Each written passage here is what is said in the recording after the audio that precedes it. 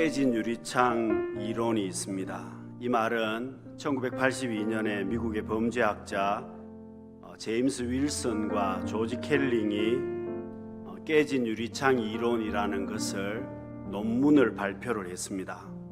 내용을 간단히 요약하면 이렇습니다. 유리창 하나가 깨어졌는데 그 유리창을 빨리 수리하지 않고 그대로 내버려 두면 그 지점을 중심으로 점점 범죄가 늘어날 확률이 높아진다는 겁니다. 여러분, 사소한 문제를 그대로 내버려 두면 그 문제 때문에 점점 더 큰 문제가 발생이 된다는 겁니다. 여러분, 영적인 부분도 마찬가지입니다. 여러분, 우리가 영적인 신앙생활에 있어서도 한 가지가 무너지게 되면 또 다른 것에 문제가 생깁니다. 여러분, 복된 신앙생활을 위해서는 기도하라고 명령하고 있습니다.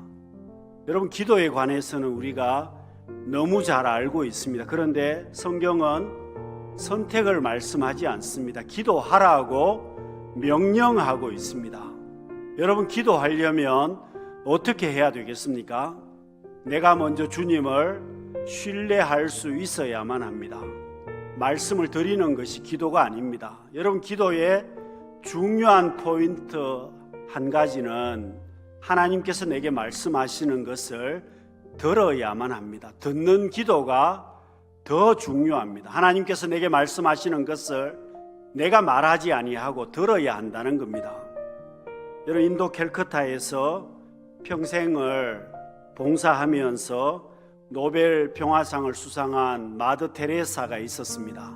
여러분, 이 마더 테레사가 과거에 미국을 방문했을 때에 CBS TV의 유명한 앵커가 댄 리드라는 사람의 대담 프로그램에 이 테레사가 참석을 했습니다. 그 대담 프로그램에서 이 유명한 앵커가 테레사에게 질문을 했습니다. 당신은 하나님 앞에 기도할 때에 무엇이라고 말합니까? 하나님 앞에 기도할 때 당신은 무엇을 말하느냐고 앵커가 질문을 했다는 겁니다. 그런데 이 테레사가 어떤 대답을 여러분 했겠습니까? 이렇게 대답을 했습니다. 나는 듣습니다. 나는 듣습니다. 하나님께서 내게 말씀하시는 것을 듣는다는 겁니다. 여러분, 우리의 기도는 항상 내 요구사항을 하나님 앞에 요구할 때가 너무 많습니다. 그러나 여러분, 기도의 중요한 부분은 하나님께서 내게 말씀하시는 것을 내가 듣는 겁니다. 하나님께서 내게 말씀하시는 것을 들어야 우리는 복된 삶을 살 수 있습니다. 여러분, 복된 신앙생활을 위해서는 예언을 멸시하지 말며 범사에 헤아리라고 말씀합니다.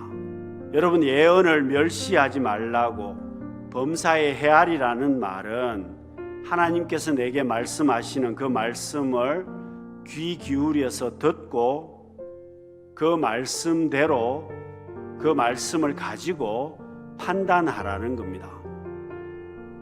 여러분, 하나님이 말씀하셨으면 내가 그것을 그대로 순종해야 됩니다. 말씀을 가지고 내 삶을 헤아릴 수 있어야 한다는 뜻입니다. 여러분, 말씀을 가지고 어떻게 헤아릴 수가 있겠습니까? 그 말씀이 내 삶의 기준점이 되고 그 말씀이 여러분 있음으로 인해서 내가 구별할 수 있다는 겁니다. 여러분, 도로에 나가 보시면 중앙선이 있습니다. 그리고 차선이 있습니다. 신호등이 있습니다. 이게 왜 있습니까? 이게 있어야 내가 설 때 설 수 있고 갈 때 갈 수 있고 위험한 일을 당하지 않습니다. 여러분, 하나님의 말씀이 꼭 같습니다. 하나님의 말씀이 내게 있기 때문에 그 말씀을 가지고 내가 헤아릴 수 있습니다. 그 말씀을 가지고 가지 말아야 할 곳을 알 수 있고 가야 될 곳을 알 수 있습니다. 그 말씀을 가지고 해야 될 일을 내가 알 수 있고 하지 말아야 될 일을 하지 않을 수 있습니다. 그 말씀이 기준이 되고 그 말씀이 경계가 되는 겁니다. 사랑하는 성도 여러분, 어려운 시대를 살아가지만 복된 신앙 생활을 통해서 여러분, 내가 속해 있는 곳에, 내 삶에, 내 가정에 부흥의 역사가 더할 수 있는 우리 모두가 되실 수 있기를 바랍니다. 기도하겠습니다.